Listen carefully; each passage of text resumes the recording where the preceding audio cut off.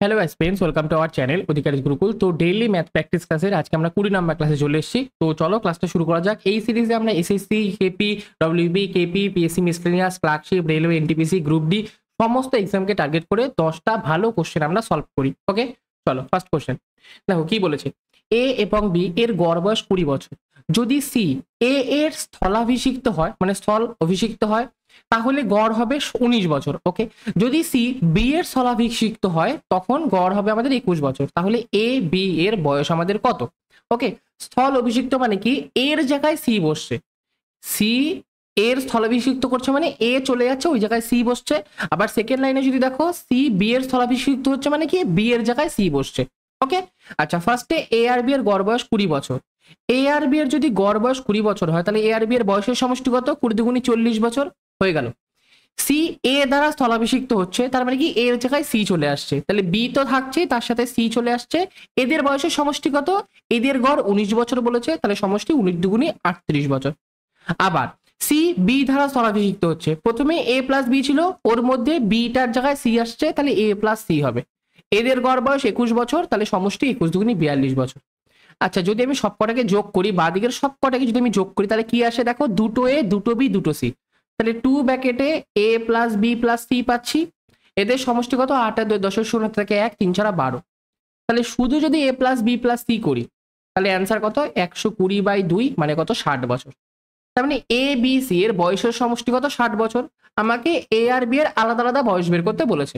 আচ্ছা, এ আর বি আর সি এর বয়সের সমষ্টি 60 বছর। এ বি সি থেকে আমি যদি বি আর সি এর বয়সটাকে বাদ দিয়ে দিই, মানে এ বি সি থেকে বি আর সি এর সমষ্টিটাকে মাইনাস করি, তাহলে এ পড়ে থাকবে, তাহলে এ সমান সমান কত? 60 মাইনাস এই যে বি আর সি এর 38 আছে, তাহলে 38 মাইনাস করে দাও, অ্যান্সার 22 চলে আসে। 22 চলে এসছে, তাহলে কারেক্ট অ্যান্সার কোনটা? 1 নম্বর অপশনটা সঠিক উত্তর। কেন? কারণ আমাকে এ আর বি এর বয়স জানতে হয়েছে, তাহলে প্রথমে এর বয়স বেরোবে, আর এর বয়স 22 শুধুমাত্র 1 নম্বর অপশনেই আছে। অনেকে ভাবতে পারে এই যে এখানে 22 আছে, ঠিক আছে, কিন্তু এটা হবে না, কারণ এটা বি এর বয়স, প্রথমটা আমাদের এর বয়স হবে, পরেরটা আমাদের বি এর বয়স হবে। ওকে, ঠিক আছে চলো। আরেকটা যেটা আমি বলছিলাম যে অপশন টেস্ট করে তোমরা কেন করতে পারবে, অনেকেই ভাবতে পারে যে না আমি বয়সের সমষ্টি করে দেখি, মানে 20 দুগুণে 40 বছর হচ্ছে নাকি।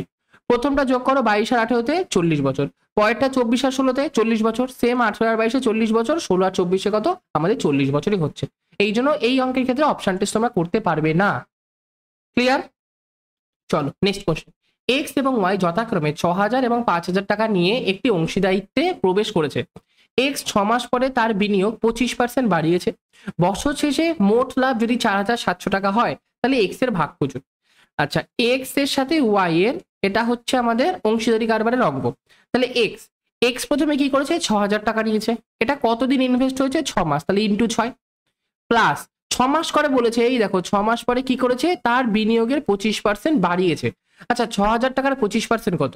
25% মানে 1/4, তাহলে 6,000-এর 1/4 বাড়িয়েছে, 4×15 = 60, মানে 15,000, সরি 1500 টাকা সে বৃদ্ধি করেছে, ইনভেস্টমেন্ট করেছে।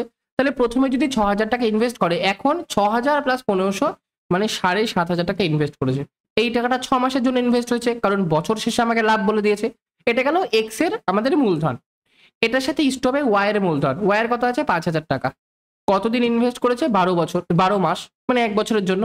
ঠিক আছে, এইবার এইবার কি করি 6 কমন নিই, তাহলে পড়ে থাকে 6,000 প্লাস 7,500, আর এদিকে পড়ে থাকে 5,000 ইন্টু 12। 6 দিয়ে করলে 6 দুগুণী 12, এদিকে 6 6 12 13, 13,500, আর এদিকে 5 দুগুণী 10,000। 1 2 1 2 5 5 দিয়ে করলে 5 দুগুণী 10, 5 7 35, 5 দিয়ে করলে 5 দুগুণী 10 20, তাহলে 27:20 অনুপাতে তাদের মূলধনটা ডিভাইড হয়েছে। ঠিক আছে, যেই অনুপাতে মূলধন ডিভাইড হয় সেই অনুপাতে আমরা প্রফিটও পাই, তাহলে এই অনুপাতে তারা প্রফিটও পেয়েছে, এটাই তাহলে তাদের প্রফিটের রেশিও হয়ে গেল। 27:20 হচ্ছে তাদের প্রফিটের রেশিও। তাহলে এখান থেকে বলতে পারি এক্স এক্স আমার 27 ইউনিট টাকা পাবে, ওয়াই আমার 20 ইউনিট টাকা পাবে। তাহলে দুজনে মিলে কত? 27 আর 20-তে 47 ইউনিট টাকা পাবে, যার ভ্যালু কোশ্চেনে 4,700 টাকা বলে দিয়েছে মোট লাভ। তাহলে 47 ইউনিটের ভ্যালু যদি 4,700 হয়, তার মানে একের ভ্যালু কত? 100। একের ভ্যালু যদি 100 হয় তাহলে এক্স এর ভ্যালু কত? এই যে এক্স এর ভ্যালু 27 এর ভ্যালু কত? 2700। তাহলে কারেক্ট অ্যান্সার এক্স এর ভাগ হবে, বা এক্স এর আমাদের প্রফিট হবে বা লাভ হবে আমাদের 2700 টাকা, মানে 3 নাম্বার অপশনটা কারেক্ট অ্যান্সার। ওকে, চলো নেক্সট। পঁয়ষট্টি লিটার জল মিশ্রিত দুধে দুধ ও জলের পরিমাণের অনুপাত 10:3। মিল্কের সাথে ওয়াটারের রেশিও কত? 10 আমার কত 3। ওই মিশ্রণে আর কত লিটার জল মেশালে দুধ ও জলের পরিমাণের অনুপাত 8:5 হবে? আচ্ছা, সবার আগে 10:3 অনুপাতে আমার দুধ আর জল আছে, টোটাল আছে আমার 65 লিটার। আচ্ছা, আমি বলতে পারি দুধ আছে 10 ইউনিট, জল আছে 3 ইউনিট, তাহলে দুটো মিলে আমাদের 13 ইউনিটের মিশ্রণ হচ্ছে, যার ভ্যালু কোশ্চেনে 65 লিটার দিয়ে দিয়েছে। তাহলে একের ভ্যালু 5×65, তাহলে 10-এর ভ্যালু 50, 3-এর ভ্যালু 3×5 = 15। ওকে, এবার এই লাইনটা মুছে দিই, আমরা একবারে লিখেই নিচ্ছি। দুধ আছে আমার 50 লিটার আর জল আছে আমার 15 লিটার, এই লাইনটাও মুছে দিই। ওকে, এবার আমাকে বলেছে যে আমি কি করব, জল মেশাবো। কতটা জল মেশালে আমার ওর অনুপাত যেটা হবে সেটা 8:5 হবে? আচ্ছা, 50 আমার দুধ আছে আর নিচে আমি জল লিখছি 15 প্লাস x লিটার মেশাবো, এর ফলে আমাদের অনুপাতটা 8:5 হয়ে যাবে। এটা দুধ, এটা জল, এটা দুধ, এটা জল, ঠিক আছে।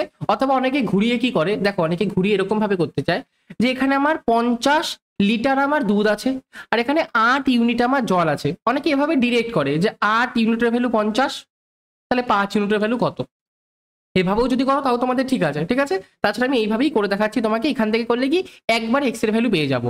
আর এখান থেকে দেখো, এখান থেকে যদি করি, আমি আগে শর্টকাটটাই করিয়ে দিই, এখান থেকেই করে দিচ্ছি। 4-এর ভ্যালু যদি 50 হয়, 1-এর ভ্যালু 50/8 হবে, সরি 8-এর ভ্যালু যদি 50 হয়, 1-এর ভ্যালু 50/8 হবে, তাহলে 5-এর ভ্যালু কত? 50 × 5/8, 4, এটা 25, তাহলে 5×5 = 125/4। এটা আমাদের কি বেরোলো, মোট আমার নতুন যে মিশ্রণটা হবে তার মধ্যে মোট আমার জলের পরিমাণ। এবার এখান থেকে আমার এই 15টাকে মাইনাস করতে হবে, তাহলে আমি কি পাবো, কত লিটার জল মিশিয়েছি। এবার আমরা বাদিকের ফর্মুলাটায় আসছি, এই যে এটা আমার 50 লিটারের দুধ ছিল, 15 লিটার জল ছিল, তার সাথে x লিটার জল মিশিয়েছি, তার ফলে নতুন যে আমাদের দুধ আর জলের অনুপাত 8/5 বা 8:5 হয়েছে। সিম্পলিফাই করো, 5×5 = 25, 250 ইকুয়াল টু 15কে 8 দিয়ে 15 2 30, 3 4 12, 120 প্লাস 8x।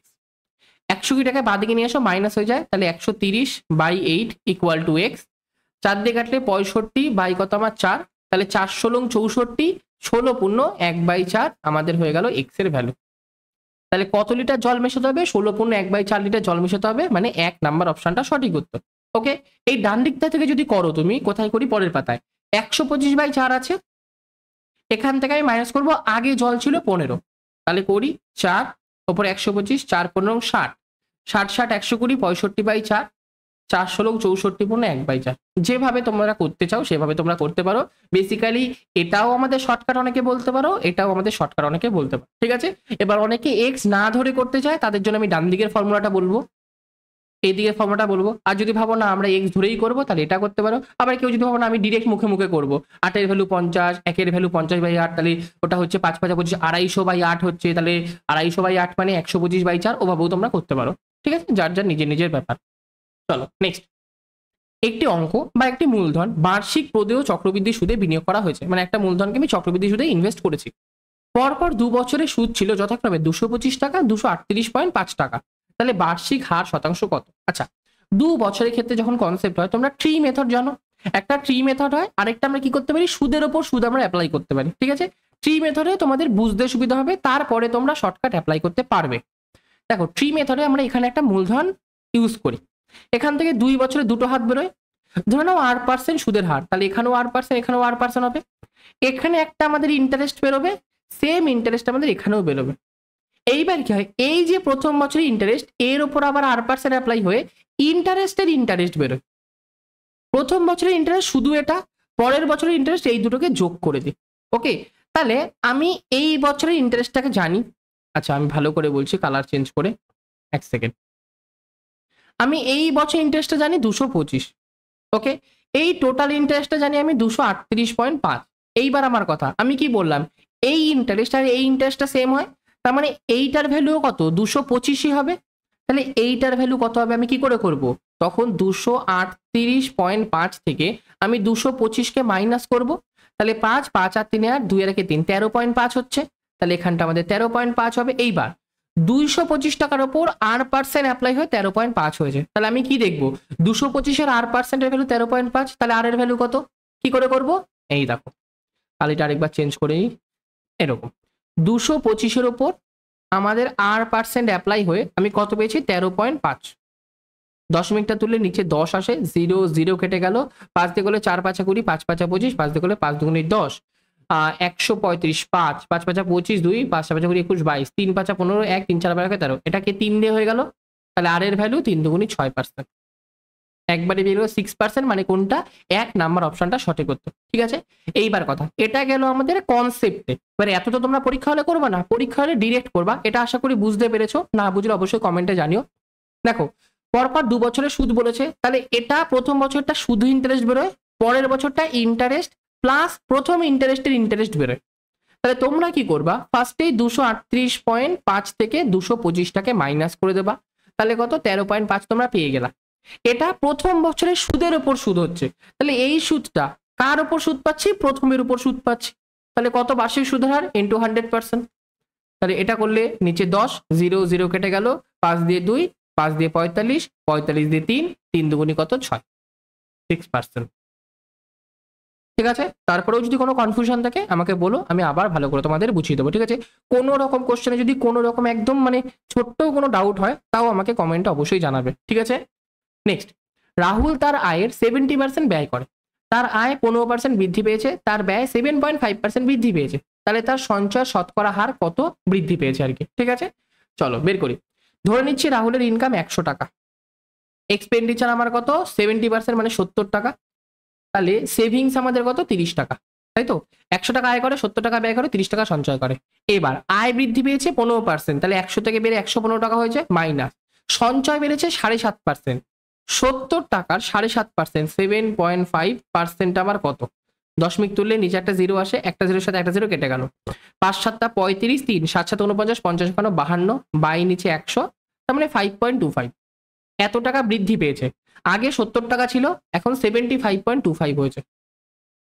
এবার যদি আমি 115 থেকে এটা মাইনাস করি, তাহলে কত হয়, 115 থেকে 75.25 মাইনাস করবো। আচ্ছা, একটা আমি ডিরেক্টলি বলছি, দেখো ভালো করে বুঝবে, মানে জাস্ট শর্টকাট হিসাবে আমি বলছি, ক্যালকুলেশনের ট্রিকেও এটা তোমরা অনেকে ইউজ করো আর কি। হয়তো আমরা এই 25টাকে ফার্স্টে ইগনোর করবো, 0.25টাকে ইগনোর করবো, অথবা তোমরা 25 পয়সা ধরে নাও, ওটাকে ইগনোর করো। 115 থেকে 75 মাইনাস করলে কত হয়, 40 হয়। এবার 0.25টা আমি তো বেশি মাইনাস করবো, তাহলে 40 থেকে আমি যদি 0.25 মাইনাস করি, তাহলে অ্যান্সার আসে 39.75। এটা একবারে তোমরা বসিয়ে দিতে পারো 39.75। ঠিক আছে, এবার আমরা অরিজিনাল যেভাবে বিয়োগ করে সেভাবেই বিয়োগ করছি। 115 থেকে 75.25, দেখো এখানটা দশমিক দিয়ে দুটো 0, এটা 5, এটা 3 হয়ে গেল, 3 মানে 7, এটা 6 হয়ে গেল 9, এটা 8 হয়ে গেল, 9 10 11, 39.75। ঠিক আছে, যেটা তোমাদের সুবিধা, কারণ ক্যালকুলেশনে অনেক ট্রিক অনেকভাবে কাজে লাগে। ক্যালকুলেশনে যদি তোমাদের দরকার হয়, আমি আলাদা করে একটা ক্যালকুলেশন স্পিড বুস্টার বলে একটা ক্লাস তোমাদের করিয়ে দেবো। ঠিক আছে, যদি দরকার হয় আমাকে কমেন্টে জানিও যে ক্যালকুলেশন স্পিড বুস্টার বলে কোনো ক্লাস করাতে, তাহলে আমি তোমাদের ওখান দিয়ে স্কোয়ার মানে cube, root over, cube root সব তোমাদের ওই ব্যাচে শিখিয়ে দেবো। ঠিক আছে, ওকে চলো।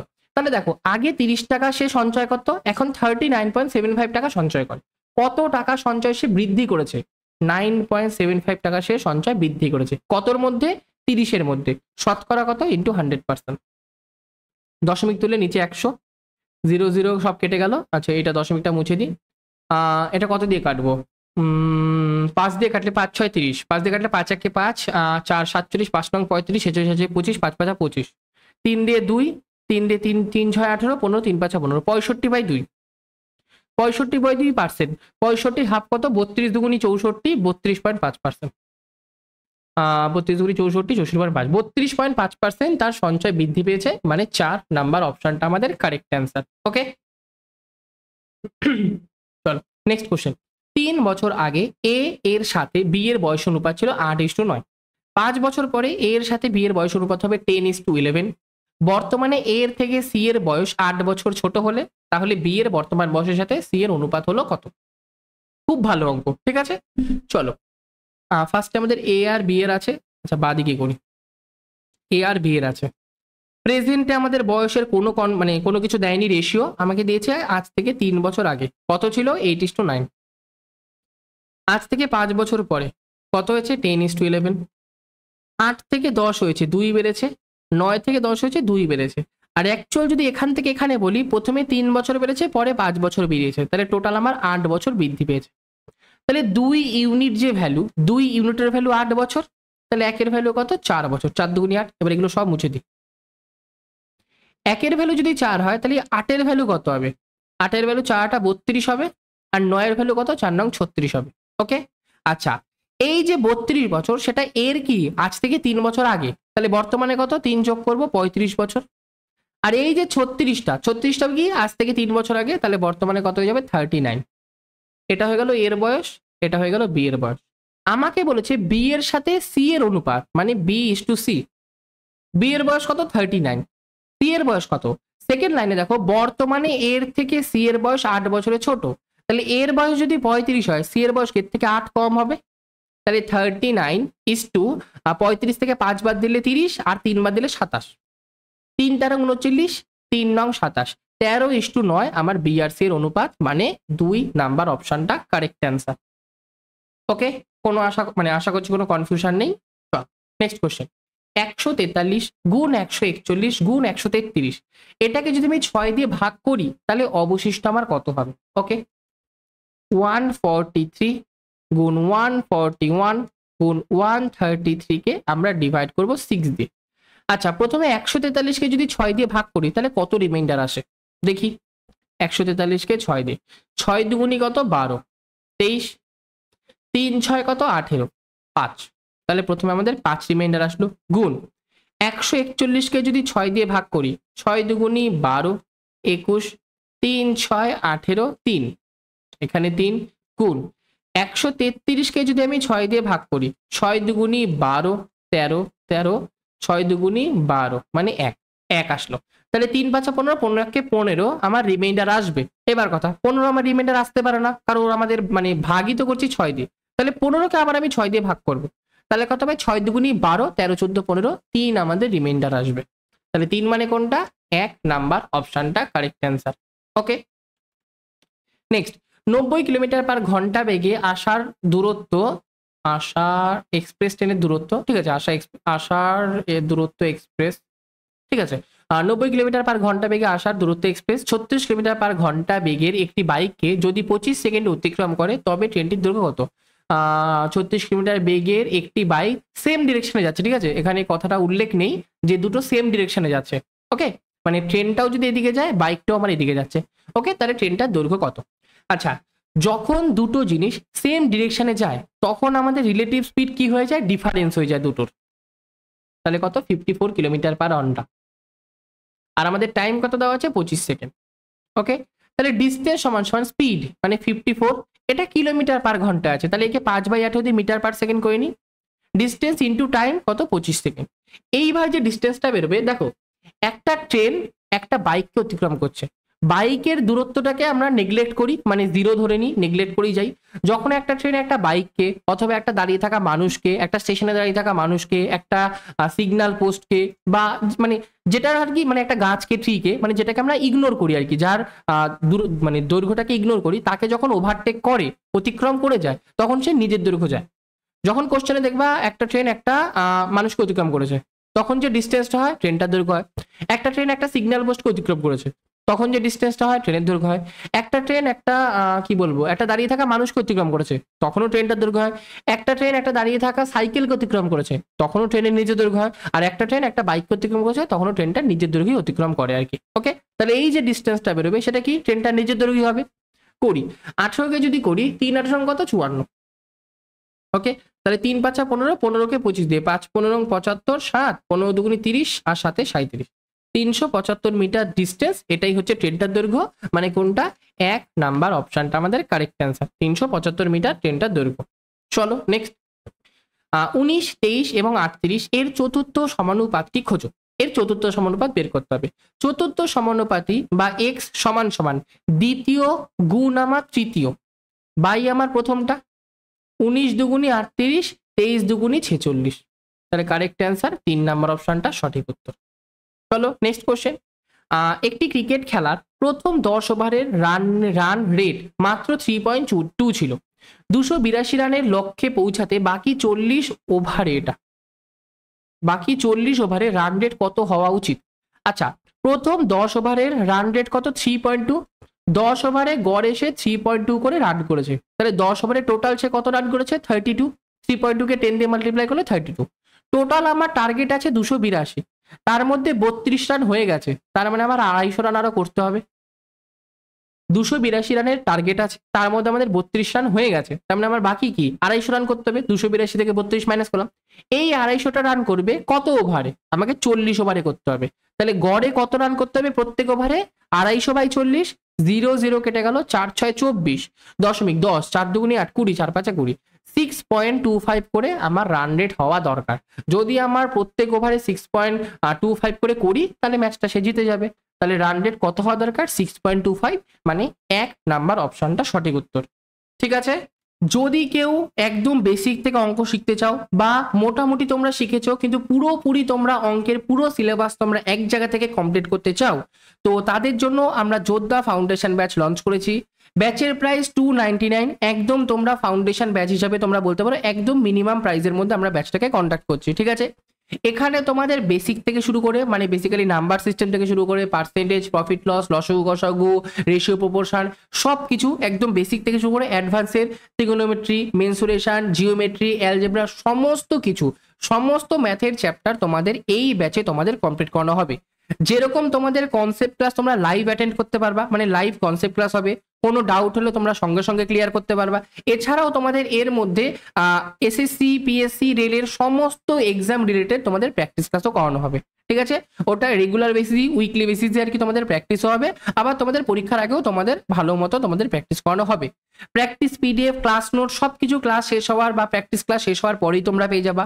এখান থেকে ফ্রিতে তোমরা মক টেস্ট, সেকশনাল টেস্ট সব কিছু তোমরা এখান থেকে দিতে পারবা। ওকে। এক্সাম ওরিয়েন্টেড অ্যাপ্রোচ, ফার্স্ট পয়েন্টটা আমি কেন রেখেছি এটা, এক্সাম ওরিয়েন্টেড অ্যাপ্রোচ মানে কি, কোন অ্যাপ্রোচে করলে আমাদের এক্সামে কম টাইম লাগবে সেই অ্যাপ্রোচও তোমাদের এখান থেকে শেখানো হবে। বেসিক্যালি দেখো, একটা অঙ্ক তোমাদের অনেকভাবে করা যায়, কিন্তু অনেকভাবে করলেই তো হবে না, কোনভাবে করলে আমাদের কোন অঙ্ক কোনভাবে করলে সব থেকে কম টাইম লাগবে সেটা আমাদের দেখতে হবে। অ্যাকুরেসির সাথে সাথে স্পিড আমাদের যেন ম্যান্ডেটরি, সেরকম টাইম লিমিটও ম্যান্ডেটরি, মানে টাইমের মধ্যে আমাদের শেষ করতে হবে। তো সেরকম ভাবে অ্যাপ্রোচ তোমাদের এই ব্যাচ থেকে শেখানো হবে। এই ব্যাচটা তোমরা যদি নাও তোমাদের এসএসসির পুরো সিলেবাস কমপ্লিট হয়ে যাবে। পিএসসির তোমরা যে কোনো পরীক্ষা দাও, এসএসসি গ্রুপ সি ডি হয়ে যাক, তোমাদের তারপরে ক্লার্কশিপ হয়ে যাক, মিসলেনিয়াস হয়ে যাক, ডব্লিউবিসিএস হয়ে যাক, যে কোনো পিএসসির আন্ডারে যে পরীক্ষা হয় সেটা তোমরা যাই দাও সমস্ত ক্লিয়ার হয়ে যাবে। রেলের এনটিপিসি বলো, এনটিপিসি হোক, গ্রুপ ডি হোক, এএলপি হোক, টেকনিশিয়ান হোক, যে কোনো রেলের এক্সামের সমস্ত ম্যাথ তোমাদের এই ব্যাচ থেকে করানো হবে। তো যদি কেউ ব্যাচটাকে নিতে চাও তাহলে এই যে নিচে কন্ট্যাক্ট নাম্বার আছে 7384643318, এই নাম্বারে আমার সাথে যোগাযোগ করতে পারো। ওকে। কোনো রকম ডাউট থাকলে আমাকে ওখানেই তুমি মেনশন করে জানাতে পারো। ওকে। তো থ্যাংক ইউ আজকের জন্য। ক্লাসটা ভালো লাগলে অবশ্যই লাইক করে চ্যানেলটাকে সাবস্ক্রাইব করে দিও। ঠিক আছে। জয় শ্রীকৃষ্ণ, জয় শ্রীরাম।